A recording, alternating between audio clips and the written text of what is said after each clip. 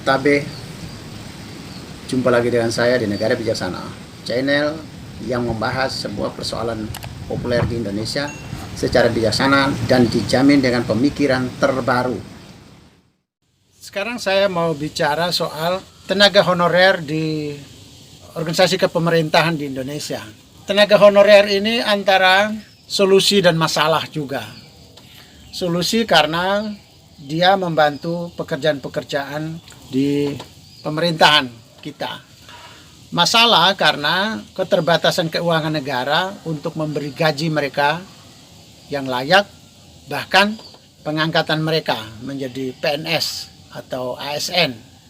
Harus diakui, setiap tahun, sering sekali hampir setiap saat, selalu ada teriakan-teriakan, ada suara-suara, ada protes, ada aspirasi, ada tuntutan untuk tenaga honorer diangkat menjadi CPNS atau menjadi PNS. Kadang pada waktu pemilu, baik pilkada, pilpres maupun pemilu legislatif, isu-isu ini selalu didengungkan, isu untuk pengangkatan tenaga honorer. Jadi konsumsi politik semacam transaksional. Saya akan memilih kalian atau kamu kalau kamu mengangkat tenaga honorer menjadi PNS atau menjadi CPNS. Jadi di satu sisi pemerintah punya keterbatasan keuangan, tapi punya kebutuhan untuk tenaga membantu penyelesaian kerja pemerintah. Makna honorer berkonotasikan bukan lagi sukarelawan, tetapi sudah termasuk konotasinya adalah tenaga kerja atau pegawai yang kedepannya harus diangkat menjadi PNS atau berpeluang, bahkan dituntut prioritas bagi honorer untuk diangkat. Tapi kita lihat pemerintah juga dilema keuangan negara. Ini di negara Indonesia ya sudah memberi problem bagi tenaga kerja yang honorer ingin mendapatkan kesejahteraan. Maka solusi apa yang tepat ini? Bertahun-tahun setiap rejim, setiap presiden selalu masalah di sini dan tidak terpecahkan. Ada yang puluhan tahun jadi pegawai honorer tidak diangkat, terus mendesak. Salah satu solusi kalau itu di negara bijaksana, negara tidak menerima tenaga honorer, tapi negara menerima yang namanya volunteer. Itu juga tren yang terjadi di negara-negara maju. Mereka istilahnya adalah volunteer. Kalau diterjemahkan ke dalam bahasa Indonesia, sukarelawan. Di Jawa, di kota besar ini, sudah terjadi banyak sekali sistem sukarelawan atau volunteer. Dua anak saya pernah jadi volunteer. Salah satunya adalah volunteer di Harian Kompas. Khususnya waktu itu adalah Harian Kompas Minggu untuk anak-anak. Tidak ada tuntutan gaji, tidak ada tuntutan harus diangkat jadi wartawan Kompas, karyawan Kompas, tidak juga. Memang sukarelawan. Di Jawa bertumbuh banyak sekali sekarang sukarelawan. Mungkin meniru di negara-negara maju ya. Orang kalau disebut volunteer, dia tahu bahwa tidak ada gaji.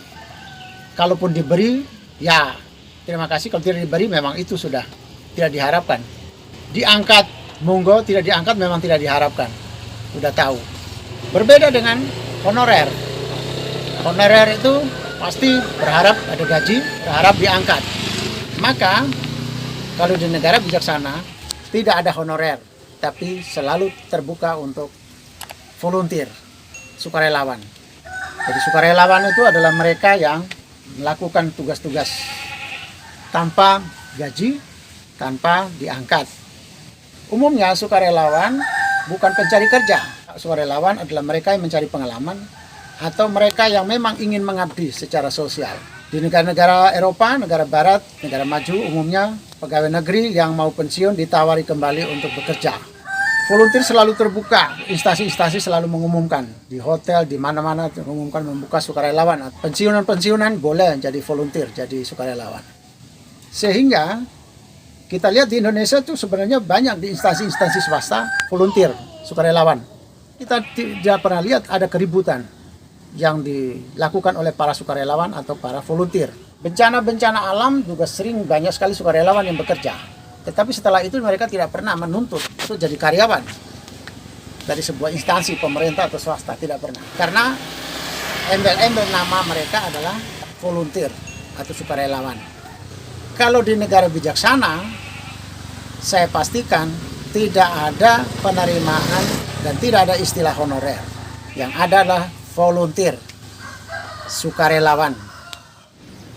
Jika Anda setuju dengan saya, Anda seide dengan saya, berarti kita berada pada satu perjuangan yang sama, yaitu ingin melihat Indonesia menjadi lebih baik, Indonesia menjadi negara yang bijaksana yang kita impikan. Caranya adalah dengan Anda memberi dukungan dan berpartisipasi dalam channel ini. Subscribe di bawah channel ini, bunyikan lonceng di sampingnya untuk menunjukkan Anda berlangganan secara gratis, dan ada pemberitahuan setiap kali saya mengirim edisi baru. Dan jika Anda setuju dengan ide ini, jangan lupa bagikan ke semua relasi Anda. Terima kasih.